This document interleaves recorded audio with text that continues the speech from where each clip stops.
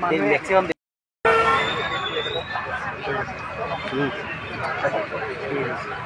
আমাক জটিল সমস্যাত পেলাই দিছে। মানে আমাকতো আচলতে পাহাৰীয়া জনজাতি হিচাপে মানে ধৰিছে।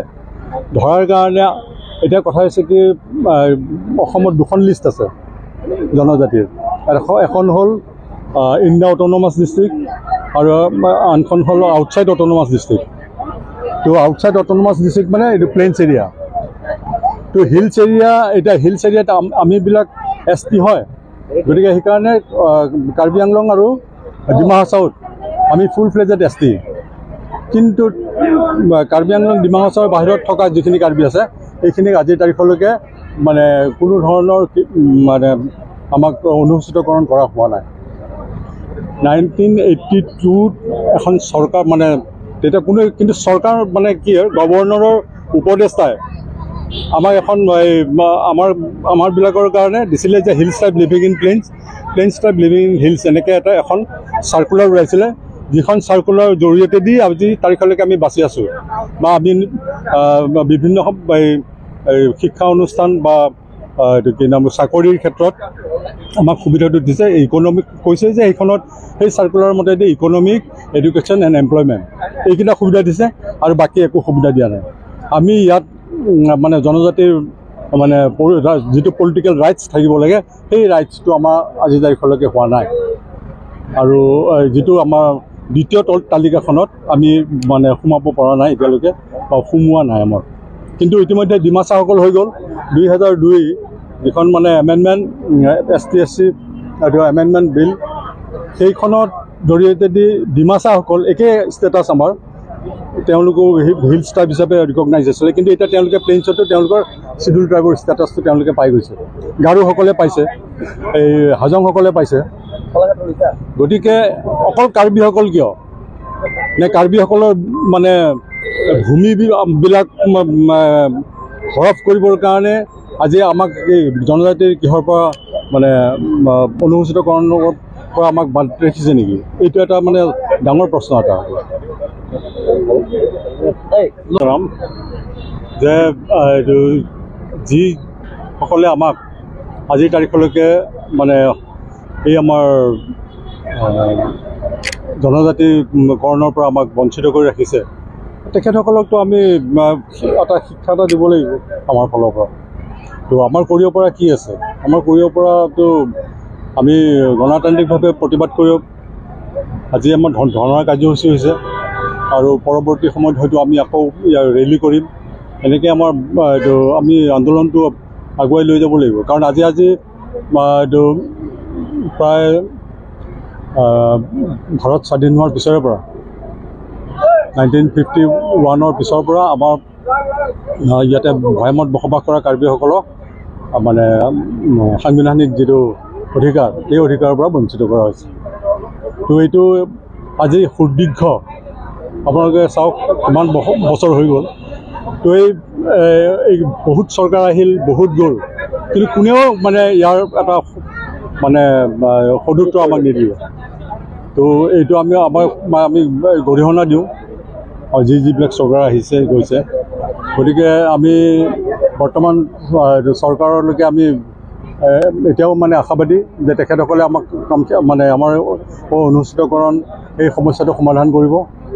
তো কাৰণ অসমৰ কলম্বাছ বুলি খ্যাত কাৰ্বিসকলক দুটা ভাগত বিভক্ত কৰি এটা ভাগক মানে সম্পূৰ্ণ সাংবিধানিক মৰ্যাদা দি বাকীখিনিক মানে ওলাই কৰাটো এইটো এটা মানে কোনো ধৰণৰ মানে চৰকাৰৰ ফালৰ পৰা তেনেকুৱা এইটো এটা ভাল হোৱা নাই। তাৰমানে আমাৰ এই বিশেষকৈ আমি প্লেইনছত থকা কাৰ্বি বুলি কোৱাৰ লগে লগে কাৰ্বি আংলং আৰু ডিমা হাছাও বাদ দি আমি এইটো প্ৰায় 7-8খন ডিষ্ট্ৰিক্টত আমি আছোঁ। গতিকে এইটো এই ডিষ্ট্ৰিক্টকেইখনৰ গোটেইখিনি হয়তো আমি কভাৰ আপ কৰিব পৰা নাই। বিশেষকৈ আমি কামৰূপত আমাৰ এটা কনচেনট্ৰেশ্যনটো আছে বেছিকৈ। বিশেষকৈ ইয়াতে আমাৰ কামৰূপ ডিষ্ট্ৰিক্টৰ, মৰিগাঁও ডিষ্ট্ৰিক্টৰ, নগাঁও ডিষ্ট্ৰিক্টৰ মানুহখিনি প্ৰধানকৈ ইয়াত আহিছে। কিমান ঘণ্টা হ'ব আপোনাৰ? এইটো আমাৰ 3 ঘণ্টীয়া। 3 ঘণ্টা আমি 11:30 পৰা 2:30লৈকে।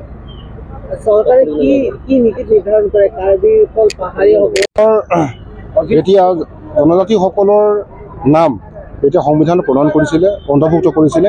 সেই সময়ত কাৰ্বিসকলৰ নামো অন্তৰ্ভুক্ত হৈছিল, কিন্তু সেই সময়ত কাৰ্বিসকলৰ নাম কেৱল স্বায়ত্ত পৰিষদৰ ভিতৰতহে কেৱল তেওঁলোকৰ নাম অন্তৰ্ভুক্ত হ'ল। বাকী স্বায়ত্ত পৰিষদৰ বাহিৰত 2খন পাহাৰীয়া জিলা স্বায়ত্ত পৰিষদৰ বাহিৰত যিসকল কাৰ্বি বসবাস কৰিল তেওঁলোকৰ নাম অন্তৰ্ভুক্ত কৰা নহ'ল। তাৰ কাৰণে আজি দীৰ্ঘদিন ধৰি পেলাই ভৈয়ামত থকা কাৰ্বিসকলৰ এই দাবীটোৰ ওপৰত আমি দাবী জনাই আহিছোঁ যে অতি শীঘ্ৰে তেওঁলোকক মানে ভাৰতৰ সংবিধান যিটো সংশোধনী কৰি পেলাই তেওঁলোকৰ নাম অন্তৰ্ভুক্ত কৰিব লাগে। কাৰণ ভৈয়ামৰ কাৰ্বিসকলৰ নাম অন্তৰ্ভুক্ত কৰিবৰ কাৰণে কোনো নতুন প্ৰচেছ দৰকাৰ নাই, কাৰণ ইতিমধ্যে তেওঁলোকৰ সংবিধানত তেওঁলোকৰ নাম আছেই। কেৱল সংশোধন কৰি পেলাই কাৰ্বি আংলঙৰ উত্তৰ কাছাৰ বাহিৰত থকা কাৰ্বিসকলক কেৱল সংশোধন ঘটাই পেলাই এটা সৰু কাম এটা কৰিব লাগে। এইখিনি কাম কৰিবৰ কাৰণে আজি বহু চৰকাৰ গ'ল, বহু চৰকাৰ আহিল, বহু মুখ্যমন্ত্ৰী গ'ল। আমি বহুতকে সেই দাবী জনাইছিলোঁ, কিন্তু সেই দাবীৰ প্ৰতি কোনো ভক্ষেপ নকৰিলে বা গুৰুত্ব সহকাৰে গ্ৰহণ নকৰিলে। আৰু এইখন বিজেপি চৰকাৰো অৰ্থাৎ হিমন্ত বিশ্ব শৰ্মা ডাঙৰীয়াও তেখেতেও আমাক প্ৰতিশ্ৰুতি দিছিলে যে খুব কম দিনৰ ভিতৰতেই, যিহেতু এটা সৰু কাম, এইটো এটা অন্য জনগোষ্ঠীৰ নিচিনা নতুন দাবী নহয়, যে এই দাবীটো পূৰণ কৰিব পৰা যাব বুলি তেওঁলোকে আমাক কথা দিছিলে। আজি চৰকাৰ যাবলৈ হ'ল, আজিলৈকে কিন্তু কথাখিনি যি ধৰণে গুৰুত্ব সহকাৰে যিবোৰ দাবীদাৰ সংগঠন, এই দাবীদাৰ সংগঠনৰ নেতৃত্বৰ লগত যি ধৰণে তেওঁ গুৰুত্বপূৰ্ণভাৱে আলোচনা কৰিব লাগিছিলে, সেই আলোচনাটো আজিলৈকে কৰা আমি দেখা নাপালোঁ। চ' আমি দাবী কৰোঁ যে অতি শীঘ্ৰে ইয়াক এতিয়াও সময় আছে, অতি শীঘ্ৰে এই দাবীটো পূৰণ কৰিব পৰা কেপাচিটি মুখ্যমন্ত্ৰী ডাঙৰীয়াই যদি ইচ্ছা কৰে এইটো কালি পৰহিৰ ভিতৰতে ইয়াৰ মীমাংসা কৰাৰ ৰাস্তা আছে। ই নতুন যিহেতু নহয়, যিহেতু হৈ থকা বস্তু, এটা সংশোধনী প্ৰস্তাৱ আনি পেলাই এইটো কৰাটো কালি পৰহিৰ ভিতৰত কৰিব পাৰে। কিন্তু আজিলৈকে আমি সঠিকভাৱে দাবীদাৰ সংগঠনবিলাকৰ লগত তেওঁ যিটো সাদৃশ্য প্ৰকাশ কৰিব লাগে সেই সাদৃশ্য প্ৰকাশ কৰাটো আমি দেখা পোৱা নাই। সেইটো আমি দুৰ্ভাগ্য জনাবলৈ ভাবিছোঁ। আৰু সেইকাৰণে আমি ভৈয়ামত থকা কাৰ্বিসকলৰ হৈ কাৰ্বি ছাত্ৰ সন্থা, অসম ভৈয়াম কাৰ্বি আদৰবাৰ, আমাৰ বৃহত্তৰ কাৰ্বি মহিলা সন্থা, এই গোটেইবিলাক লগ লাগি পেলাই আমি আজি আমাৰ উদ্যোগত আজি আমি সচলত ধৰ্ণা কাৰ্যসূচীৰ জৰিয়তে মুখ্যমন্ত্ৰীক আহ্বান জনাইছোঁ যে অহা 26 আগে ইয়াৰ দাবীটো যিহেতু আমাৰ জেনুইন হয়, যিহেতু এটা সৰু দাবী, গতিকে ইয়াক মীমাংসা কৰিব পৰা ৰাস্তাও আছে, গতিকে তেখেতে সেইখিনি সোনকালে কৰি দিয়ক। অন্যথাই আমিও চিন্তা কৰিবলৈ বাধ্য হ'ম। অহা 26 ভৈয়াম অঞ্চলত বসবাস কৰা কাৰ্বিসকলৰ প্ৰায় 12খনতকৈ অধিক আমাৰ মানে বিধানসভাৰ সমষ্টি আমি নিৰ্ণায়ক ভূমিকা গ্ৰহণ কৰি আহিছোঁ।